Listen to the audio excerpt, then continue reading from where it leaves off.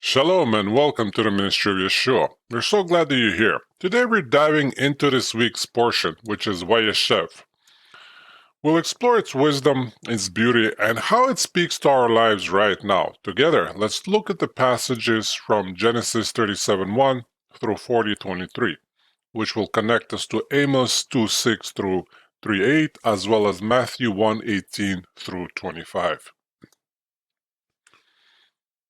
And we will start with the summary. So Jacob settles in Hebron with his family. He shows partiality toward his son Joseph, the firstborn son of Rachel. His favoritism incites the jealousy of Joseph's brothers, a jealousy aggravated by a gift of a princely coat of many colors. Joseph tactically relates two prophetic dreams to his brothers. The first entails 11 sheaves representing his brothers bowing down to a single sheaf representing Joseph. The second depicts the sun, moon, and stars bowing before Joseph. The brothers begin to hate Joseph and plot against him. When the brothers are out with the flocks, they see Joseph approaching from a distance. Simeon and Levi plot to kill him, but Reuben argues for throwing Joseph into an empty cistern instead. Reuben intends to return for him later and rescue him, but the brothers sell Joseph to a passing caravan of Ishmaelites. They dip Joseph's many-colored coat in blood to deceive their father into supposing that a wild beast has devoured Joseph. Judah marries a Canaanite woman and has 3 sons. The first 2 die young, passing the widow, Tamar, to the youngest son. Judah is reluctant to give Tamar to another son. Tamar disguises herself to seduce Judah. She becomes pregnant with twins. Judah hears that his daughter-in-law has become pregnant out of wedlock and orders her put to death. But Tamar identifies the father by producing Judah's staff, cord, and seal. Meanwhile, Joseph is a slave in the household of Potiphar, where his master's wife attempts to seduce him. When he spurns her, she frames him and has him imprisoned. While in prison, Joseph meets the cupbearer and the baker. Both have prophetic dreams, which Joseph successfully interprets. He asks the cupbearer to intercede on his behalf with Pharaoh when he is released, but the cupbearer forgets Joseph. So let's talk about Vayeshev. The 9th reading from the book of Genesis is named Vayeshev, which means "and he dwelt." The title comes from the first verse of the reading, which says, "Now Jacob dwelt in the land where his father had sojourned in the land of Canaan," Genesis 37:1. Despite the portion's name and the first verse, the story is actually about Jacob's son Joseph, and how he was removed from the land of Canaan and dwelt in Egypt. The narrative follows Joseph from Canaan to Egypt to prison. In addition, this reading contains the story of Judah and Tamar. The book of Genesis is a beautifully crafted work of art. It is easy to forget this in the midst of the details, as we seek to find the voice of God and His direction for our lives. From within these words, we should keep in mind that we are reading an amazing story that has merit all on its own. Even if the story of Genesis did not convey timeless moral truth and ethical instruction, even if it did not foreshadow Messiah and lay the plan for Israel's redemption, it would still be a compelling narrative. This becomes increasingly clear as we read the story of Joseph. All the themes from the earlier stories, sibling rivalry, covenant continuity, concealed identity, reconciliation, and redemption come together into the story of Joseph. Teeming with irony, suspense, sorrow, and joy, the story of Joseph is a crescendo of the book of Genesis. Nevertheless, the story of Joseph is also rich with practical, moral application. It is a real and honest story about human relationships. It is full of the difficult stuff of life: family dysfunction, sibling jealousy, lust and temptation, slander and betrayal. Through all of this human chaos, God waves His perfect plan for the salvation of Jacob's family. This Torah reading is the first of 4 in the story of Joseph. Now Israel loved Joseph more than all his sons, because he was the son of his old age, and he made him vari-colored tunic, Genesis 37:3. The sages of Judaism teach that a man must not pick favorites among his children. For on account of the coat of many colors which our forefather Jacob made for Joseph, his brothers hated him. Joseph was 17 years old when Jacob gave him the coat of many colors.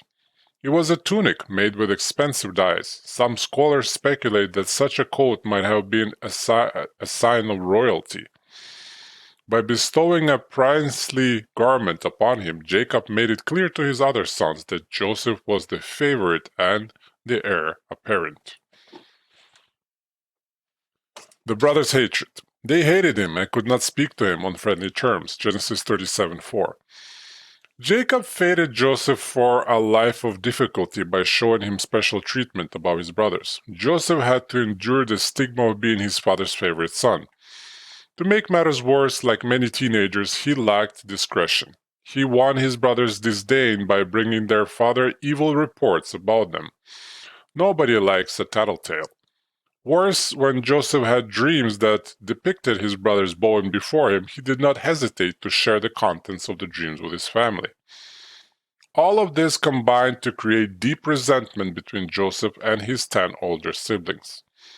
The Torah tells us 3 times in Genesis 37 that Joseph's brothers hated him, and with each new aggravation, their hatred and envy deepened. Clement, the disciple of Apostle Peter, notes that the sin of envy is at the root of all the sibling rivalries in the Torah. And he says this, "You see, brethren, how envy and jealousy led to the murder of a brother when Cain killed Abel. Because of envy also our father Jacob fled from the face of Esau, his brother. Envy made Joseph be persecuted unto death and to come into bondage." 1 Clement 4:7-9. In the 2nd century BCE, said a graphical book called Testaments of the 12 Patriarchs.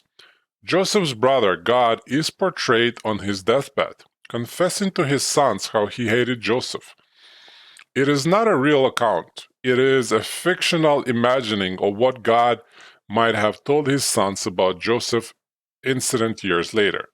We will look at the passage because it contains some important insights into the nature of the sin of hatred. So it says this, "Now I confess my sin, children, that frequently I wanted to kill him. To the depths of my soul I hated him. The hater disparages truth, envies the successful person, relishes slander, loves arrogance, because hatred blinds his soul. It was in this way that I regarded Joseph. Hatred does not want to hear repeated the Lord's commands concerning love of neighbor, and thus it sins against God. For if a brother makes a false step, immediately it wants to spread the tale to everyone, and it is eager to have him condemned for it. For among all man the spirit of hatred works by Satan through human frailty for the death of mankind. But the spirit of love works by the Torah of God through forbearance for the salvation of mankind." That's Testament of God 2:1, 3:1-3, as well as 4:1-7. When we allow our hearts to turn to bitter towards someone, we don't want to be pestered with the Master's words about forgiveness and love. Instead, we are eager to spread bad reports about the person in order to spread out hatred to others. The Testaments of the 12 Patriarchs correctly identifies this as the work of Satan within us. God points out that such a spirit is contrary to the Torah. The Torah teaches us a spirit of love. Love is supposed to be the defining characteristic of the disciples of Yeshua. Yeshua told his followers, "By this all men will know that you are my disciples, if you have love for one another." John 13:35. As followers of Yeshua, we must be wary of the spirit of hatred and the work of Satan in our midst. Now let's talk about the betrayal. When they saw him from a distance and before he came close to them, they plotted against him to put him to death. Genesis 37:18. The brothers' hatred of Joseph was like a brooding storm. The storm finally broke when Jacob sent Joseph on an errand to check on their brothers. They were pasturing their flocks in Shechem, several days' distance from the family home in Hebron. When Joseph arrived at Shechem, he found that they had moved their flocks onto Dothan. As he approached them in Dothan, the brothers saw him coming. Far away from their father's watchful eye, they recognized their opportunity and plotted against him. Their initial plan was to kill him, toss his body into a pit, and report that a wild animal had killed him. Reuben, the firstborn, attempted to dissuade the brothers from bloodshed. He suggested that instead they throw Joseph into a pit, that they throw Joseph alive into a pit. He secretly hoped to retrieve him later and return him to Jacob. The brothers stripped Joseph of his tunic and tossed him into the pit. Before Reuben could rescue him, another opportunity arose. While the brothers were eating, Reuben was away with the flocks, and Joseph was languishing in the pit. A caravan of Ishmaelites and Midianites en route to Egypt chanced upon them. Judah suggested they sell Joseph to the caravan merchants as a slave. They pulled him up from the pit and sold him for 20 shekels of silver. When Reuben returned, he was dismayed to find that Joseph was gone. Together the brothers hatched a scheme to deceive their father. They tore Joseph's coat of many colors and dipped it into goat's blood. When they returned to Jacob, they showed him the coat, claiming to have found it. Jacob assumed that Joseph had been attacked and killed by a wild animal, and he mourned for his son. His remaining sons attempted to comfort their father, but his grief was inconsolable. Though they were filled with respect at the sight of their father's lamentation, they did not dare to admit what had really happened. Instead, they chose to bear the burden of private guilt and shame. It's very interesting that when they threw him into that hole, supposedly there were many snakes and scorpions inside that pit. So God already saved them by miracle that those vultures did not bite or attack him. Not many know this, but this is an interesting story as well. And then he got sold to the Potiphar, so we'll talk about that. Meanwhile, the Midianites sold him in Egypt to the Potiphar, Pharaoh's officer, the captain of the bodyguard, Genesis 37:36. The Midianites sold Joseph to an Egyptian nobleman named Potiphar. The word Potiphar is an Egyptian word that probably means he whom the sun god has given. The story of Joseph contains both Potiphar and a Potipharah. Potiphar was Joseph's owner. Potipharah was the name of Joseph's father-in-law. Potipharah was a common name in Egypt. The two men were probably not the same person. Potiphar is described in 37:36 and 39:1 as a courtier of Pharaoh. The Hebrew for courtier is saris. In biblical Hebrew, this word usually means eunuch. If Potiphar was an eunuch, it might help explain his wife's agitation. A successful man. The Lord was with Joseph, so he became a successful man, and he was in the house of his master, the Egyptian, Genesis 39:2. As a slave in the house of Potiphar, Joseph might have lived in a state of dejection and bitterness. He had been betrayed by his brothers, kidnapped, exiled, and sold. He had gone from the position of a favored son to that of a lowly slave, but Joseph did not let his circumstance dictate his life. He refused to succumb to depression. Instead, he diligently set his hands to his work and quickly won the confidence of his new owner. From where did Joseph find the inner strength to rise above bitterness? Some people cannot seem to let go of past wrongs, real or imagined. They wallow in self-pity and anger, holding on to old resentments. This seems to be a normal human reaction to misfortune. Someone like Joseph, who could shrug off even the worst of circumstances and make the best of whatever situation in which he finds himself, is exceptional. The difference was that Joseph had an unshakable confidence in the goodness and faithfulness of God. He knew the stories of his fathers, Abraham, Isaac, and Jacob. He knew the promises that he stood to inherit.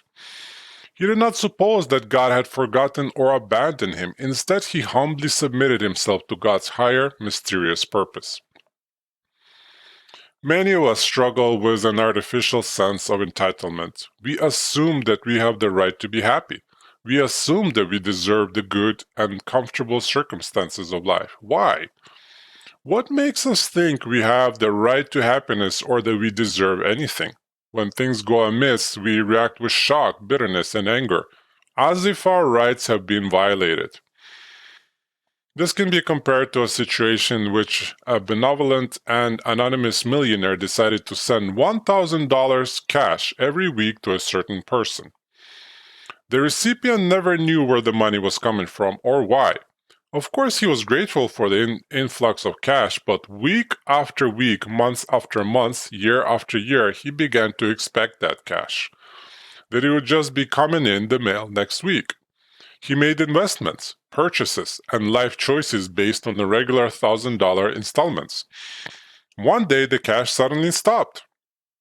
As unexpectedly as it had happened, it ended. Would the man be justified in being outraged or bitter? Would he have the right to be angry? Of course not. He did not deserve the money in the first place. It was not a right or an entitlement of his. Like the man in the parable, we take things like good health, adequate sustenance, food, shelter, relationships, and all of the life's comforts for granted. Because we experience them day by day, week after week, and year after year, we think of them as rights rather than privileges. In reality, they are no more deserved than misfortune or woe.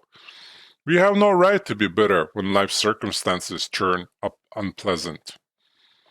The Bible tells us the story of a righteous man named Job. He was blessed with an abundance of every good thing. Then in a single day, disaster struck. He lost everything, both property and family. Job said, "Naked I came from my mother's womb, and naked I shall return there. The Lord gave, and the Lord has taken away. Blessed be the name of the Lord." Job 1:21. Job understood that he was not entitled to anything. Every person comes into the world without anything, and every person leaves without anything. Who are we to demand our rights? Now Joseph he wasted no time sulking. He took his reversal of fortune in stride. It is as if he said to himself, if God wants me to be a slave, then I shall be the best slave I can be. Because of Joseph's steadfast confidence in God, he possessed an undying optimism that transformed even the low estate of slavery into success. As the Torah says, he became a successful man, working for God. So Joseph found favor in his sight and became his personal servant, and he made him overseer over his house, and all that he owned he put in his charge. Joseph approached his work with energy and enthusiasm, and reflected his faith and confidence in God. He knew that he had a tremendous opportunity to represent the God of his fathers in Egypt. The Egyptians were a very religious people, but they worshipped a whole pantheon of false gods. As a monotheist and the servant of the Lord, Joseph stuck out. He knew his actions and attitudes would reflect the character of his God. I once knew a house painter who worked with his sons. Every time they started a job, he would say to his sons, "Boys, we need to do the very best possible job we can on this one because this is God's house." Of course, the house they were about to paint was not God's house. It was some customer's house. He explained that when he thought of it as a God's house, his attitude changed and he did much better work. When his customers were pleased with the finished job, he would tell them that he had done it for the Lord. Now, Joseph's attitude toward his master and his duties exemplifies the advice by the Apostle Paul, which he gave to the believing slaves. And he said this, "Slaves, be obedient to those who are your masters according to the flesh, with fear and trembling, in the sincerity of your heart as to the Messiah, not by the way of eye service as men pleasers, but as slaves of Messiah, doing the will of God from the heart. With good will render service as to the Lord, and not to man, knowing that whatever good thing each one does, this he will receive back from the Lord, whether slave or free. Ephesians 6:5-8. And farther he says, slaves, in all things obey those who are your masters on earth, not with external service, as those who merely please men, but with sincerity of heart, fearing the Lord.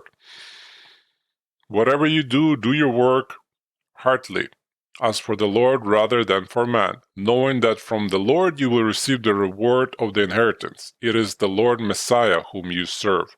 Colossians 3:22-24. We may not be slaves, but we can still learn from Joseph's example and Paul's advice. When we are working for someone, we are to regard our service as if it were being rendered to the Messiah. The Didache says, you bondmen should be obedient to your masters as if to God, in modesty and fear. Didache 4:11. Our quality of work and our demeanor at work reflect upon God. If we are lazy, difficult to work with, or produce poorly while at our jobs, it makes our God and our religion look bad to our colleagues and employers. On the other hand, if we apply ourselves with all due diligence, discipline, honesty, and hard work, showing proper respect for our employers, it reflects well upon our faith. Wouldn't it be great to hear your employer say, if this is how well you religious people do on the job, I want to fill the office with believers like you. Man of integrity. It came about that from the time he made him overseer in his house, and over all that he owed, the Lord blessed the Egyptian's house on account of Joseph. Thus the Lord's blessing was upon all that he owned in the house and in the field. Genesis 39:5. Joseph proved himself to be a man of greater character, and his employer rewarded him for it. I once knew a Messianic believer who worked very hard on his job and did his best to get along with his employer and the other employees. He proved himself to be diligent, honest, and reliable. Once his boss asked him to work on the Sabbath. Despite an earlier agreement not to do so, sadly the disciple said, please, consider this my resignation then. I cannot work on the Sabbath. The employer was mortified to think that he was losing such a quality worker. He immediately rescinded the demand, promised to never make the man work on the Sabbath, and offered him a raise in pay if he would stay. In contrast, I knew another Messianic believer who was fired because he would not work on the Sabbath. He was known for being unreliable, contentious, and disrespectful. The Sabbath issue, it turned out, was only an excuse for his employer to be rid of him. Now Clement, the disciple of Apostle Peter, contrasts the lazy servant with the good servant. And he says this, the good servant receives the bread of his labor with dignity, but the lazy and slothful servant cannot look his employer in the face. It is appropriate, therefore, that we be prompt in the practice of doing good, for all things are God's. 1 Clement 34:1-2. Joseph worked hard for Potiphar, and he quickly proved himself to be a man of integrity. Potiphar recognized the young man's talent and honesty, and he set him in charge of the household. The Torah says, his master saw that the Lord was with him. God was with Joseph, and the Lord prospered all of his efforts. Just as God had blessed the household of Laban because of Jacob's presence, he had blessed the household of Potiphar because of Joseph. Likewise, it should be our prayer and our goal to be an agent of God's blessing in every situation. Potiphar was so impressed with the young Hebrew slave that he left everything he owned in Joseph's charge, and with him there he did not concern himself with anything except the food which he ate. Genesis 39:6. The temptation of Joseph. It came about after these events that his master's wife looked with desire at Joseph, and she said, lie with me. Genesis 39:7. Unfortunately for Joseph, his master's wife set out to seduce him. The Torah introduces the story by saying it came about after these events. Genesis 39:7. The Torah uses the same words to introduce the story of Abraham's great test, the binding of Isaac in Genesis 22. The Torah is hinting that the two stories are related. Both stories are tests of character and faithfulness. Abraham's story was the test of his faithfulness to his covenant with God. Joseph's temptation tested his faithfulness to God and to the ideals he had inherited from Abraham. However, we should not suppose that God was tempting Joseph to sin. God does not tempt us. Our own evil desires provide the temptation.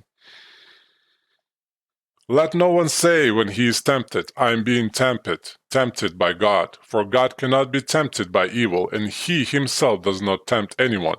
But each one is tempted when he is carried away and enticed by his own lust. Then when lust has conceived, it gives birth to sin, and when sin is accomplished, it brings forth death. James 1:13-15. The story of Joseph's struggle against Potiphar's wife contrasts with the story of Judah in Genesis 38. In Genesis 38, we read about how Joseph's brother Judah hired the service of a prostitute. Unbeknownst to him, the prostitute was his daughter-in-law, Tamar. Judah's personal moral failing came back to haunt him when Tamar publicly revealed her identity by producing Judah's personal effects. Unlike Judah, who willingly walked into temptation, Joseph heroically resists temptation. His story provides inspiration for everyone who struggles with sexual temptation. God on his mind. How then could I do this great evil and sin against God? Genesis 39:9. How did Joseph resist the temptation of Potiphar's seductive wife? When he rejected her advances, he told her that he could not sin against God. Genesis 39:9. Joseph lived a God-centered life where everything was measured in relationship to God. It seemed that every time Joseph spoke, he was saying something about God. He never took credit for his accomplishments. Instead, he attributed them to God. He never blamed others for wrongdoing him. Instead, he entrusted himself to God. In every conversation, God was on his lips. When he was asked to interpret the dreams of the cupbearer, the baker, he responded by saying, Do not interpretations belong to God? Genesis 48. When Pharaoh asked him for the meaning of his dream, as we will see in the next text of the Torah reading, Joseph responded, It is not in me. God will give Pharaoh a favorable answer. Genesis 41:16. He went to interpret the dream referencing God in every other sentence. When he named his two sons, Genesis 41:51-52, he mentioned God for each naming.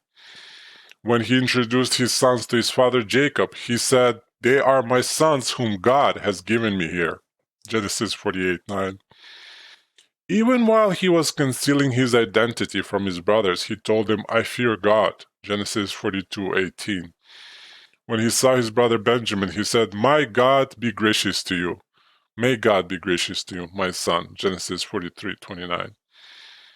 And when he finally revealed his identity to his brothers, he said, God sent me. God sent me before you. It was not you who sent me here, but God. God has made me Lord of all Egypt. Genesis 45:5-9.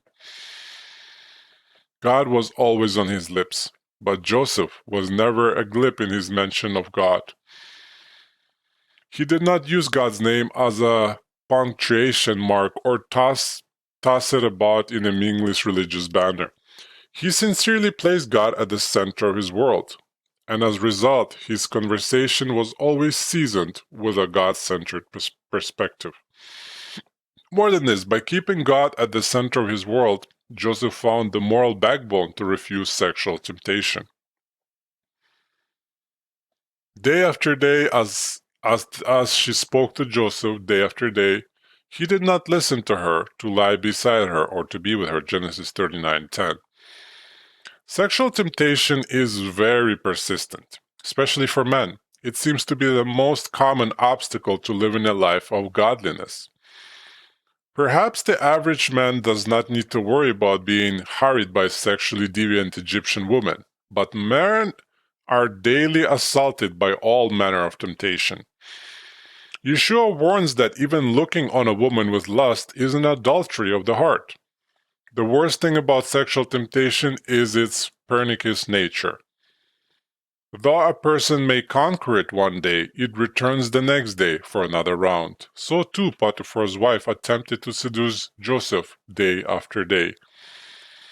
Sometimes a person tells himself, "It's hopeless. I cannot stand against this temptation." When a person has tried, failed, tried again and failed again, he may feel that he is incapable of walking in purity. The Apostle Paul encourages such a person by saying, "No temptation has overtaken you, but such as is common to man, and God is faithful, who will not allow you to be tempted beyond what you are able, but with temptation will provide the way of escape also, so that you will be able to endure it." 1 Corinthians 10:13. If we despair in the battle with our flesh, we will surely fail. The trick is to never give up on oneself. If a person falls prey to sexual temptation, he should immediately confess his sin, renounce it, and start over. He should say to himself, "I will begin again. In Messiah, I am a new creature. I will start over right now, cleansed of sin, a new creature in Yeshua who removes my sin." Even if he needs to do this several times a day, a person should never give up the fight. Though you may stumble, never give up the actual fight. Joseph faced unrelenting temptation day after day. One of the strategies he employed was distance.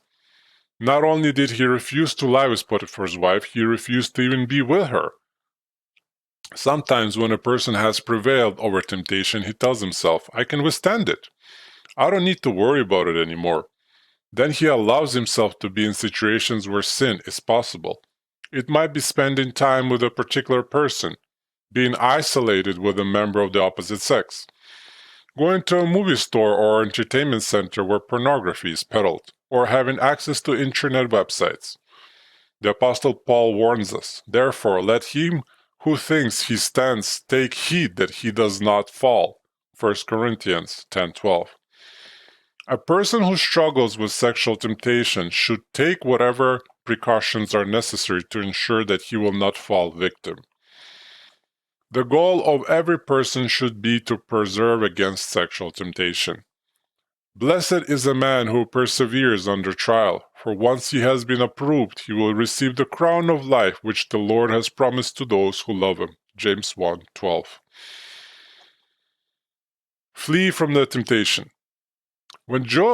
So it starts with this line, "He left his garment in her hand and fled and went outside." Genesis 39:12.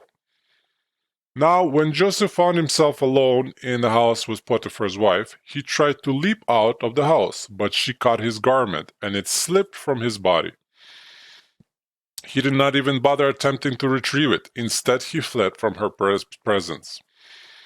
It was not a passive resistance to sexual temptation or a rigid determination that brought him through the test. Rather, he fled from the possibility of sin. Joseph's leap from the adulteress lies behind the Apostle Paul's admonitions to flee immorality, which is in the 1 Corinthians 6:18, and to flee from youthful lusts, and that's in 2 Timothy 2:22. In regard to the other temptation, Paul tells us to stand firm. In 1 Corinthians 16:13, he says, "Be on alert, stand firm in the faith, act like men, be strong." In regard to sexual temptation, however, he tells us to run for our lives, and that's a very, very, very important point. Like leaping Joseph, our goal should be to get out of any situation where we face sexual temptation as quickly as possible.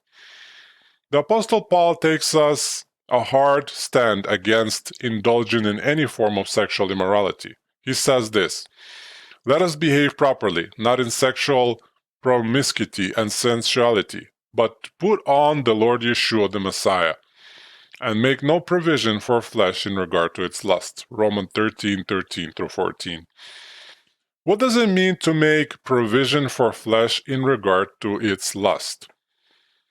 A person sometimes differentiates between big sin and little sins. He says to himself, of course I would never commit a sexually immoral act, but it's not a big deal to watch an immodest movie. By watching sexualized entertainment, however, he makes provision for his flesh, feeding his evil inclination.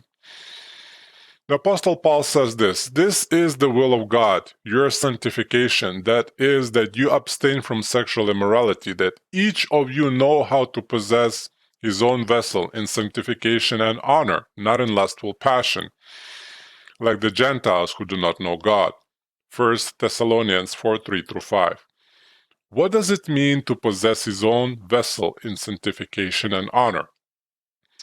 A person's vessel is his body. We are to rule over our bodies and our desires because it is God's will that we live sanctified lives. After all, the body is not for immorality, but for the Lord, and the Lord is for the body. 1 Corinthians 6:13. In the same passage, Paul reminds us that every other sin we commit is outside of our bodies, but sexual immorality is a sin against our own bodies, and therefore a sin against the temple of the Holy Spirit. He says, you are not your own, for you have been bought with a price. Therefore, glorify God in your body. 1 Corinthians 6:19-20. Immorality and impurity are not even to be named among believers. Paul equates things like immorality, impurity, passion, evil desire to idolatry, actually. Down to prison. So Joseph's master took him and put him in jail, the place where the king's prisoners were confined, and he was there in jail. Genesis 39:20. Now Potiphar's wife was unsuccessful in seducing Joseph. Though she tried to lay hold of him, she ended up with only his garment. Scorned and embarrassed, her lust for Joseph turned to resentment. She used his abandoned garment as false evidence that he had attempted to rape her. Potiphar believed his wife. After all, she had the men's clothing. Infuriated that his trusted servant had tried to take his wife, he had Joseph thrown into prison.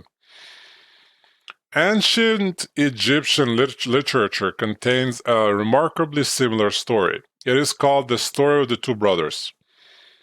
Not sure if you guys read it or heard of it, but it appears in a 13th century BCE manuscript. It tells of an exceptional young man who lived with his older brother. His brother had given him charge over his herds and fields.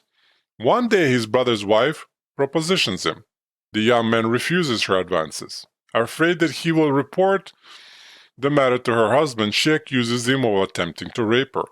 The older brother tries to kill the younger brother before the truth is revealed. There are a number of similarities between this Egyptian story and the story of Joseph. Some scholars have suggested that the biblical version might have been based on the original Egyptian story. Alternatively, it is possible that the Egyptian story is based on the story of Joseph. In any case, it is a compelling story that we can all in some way or another identify with. Everyone, at one time or another, is falsely accused. What do you do when you are blamed for something you didn't do? The natural response is to protest and feel angry, bitter, and resentful. This happens frequently in marriages, actually, where unhappy couples play the blame game. One spouse blames the other for something or another that the other spouse does not feel responsible for. The blamed spouse feels unfairly accused, bristles, and inevitably reacts badly. He or she first fires back with angry, resentful protests of innocence, usually reinforced with a series of recriminations intended to blame the blamer. The retaliation escalates the conflict, and soon both husband and wife are launching volleys of recriminations back and forth. By the time the quarrel is over, both husband and wife have suffered deep wounds inflicted by the one person on earth who is supposed to be on their side. The Bible recommends a different attitude. The Apostle Peter says that if, when you do what is right and suffer for it, you patiently endure it, this finds favor with God. 1 Peter 2:20. In other words, we should not be quick to try to exonerate ourselves, even though we may suffer grave injustice. God is the ultimate judge, and his judgment is always fair. We should entrust ourselves to him rather than constantly pleading our own case. In the same passage, Peter says that we have been called for this purpose. 1 Peter 2:22. That doesn't sound like a very nice calling. Who would want to be called for the purpose of being wrongfully accused? Peter points out that when we suffer unjustly, we are following in the pattern of Yeshua, who suffered unjustly for us. And he says this, "For you have been called for this purpose, since Messiah also suffered for you, leaving you an example for you to follow his steps, who committed no sin, nor was any deceit found in his mouth. And while being reviled, he did not revile in return.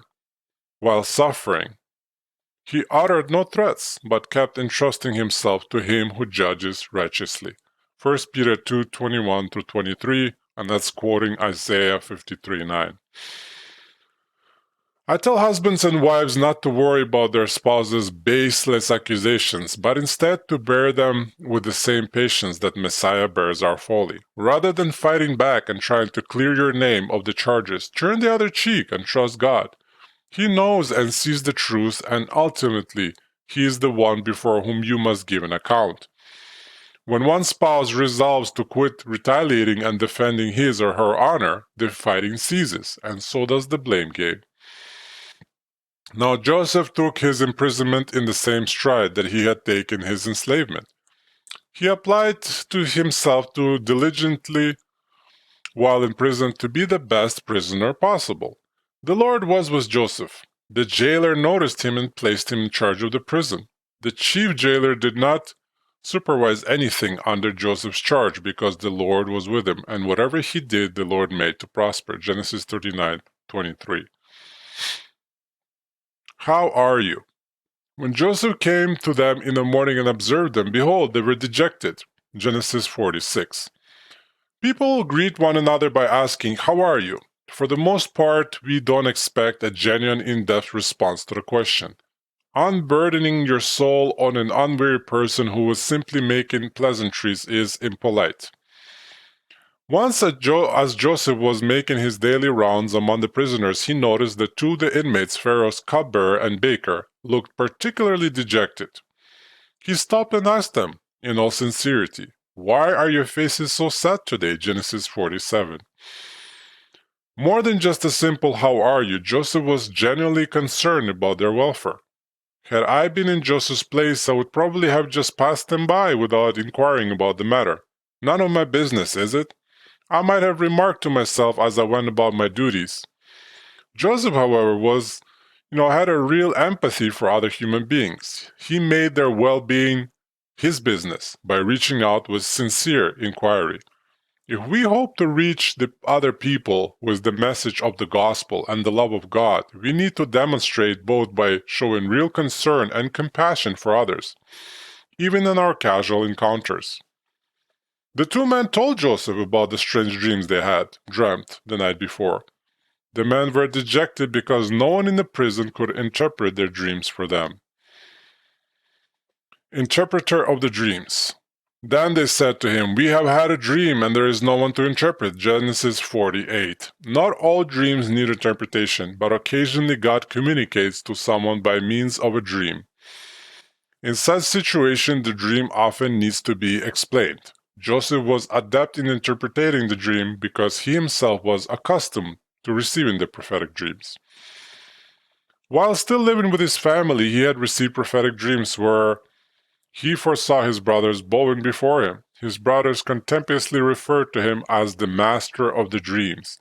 Joseph told the two prisoners, "Do not interpretations belong to God? Tell it to me, please." Genesis 48.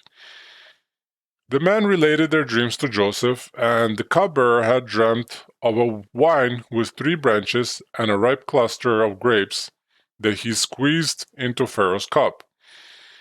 Joseph interpreted the dream to mean that within 3 days the cupbearer would be released from prison and restored to his position in the court of Pharaoh.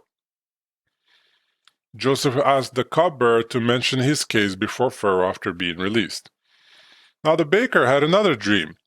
He dreamt that he was carrying 3 baskets of baked goods for Pharaoh, but birds came and ate them. Joseph explained the dream to mean that within 3 days the baker would be released from prison and put to death. The dreams and their interpretation proved to be true. Within 3 days both men were released. The cupbearer returned to his service in Pharaoh's court, but the baker was put to death.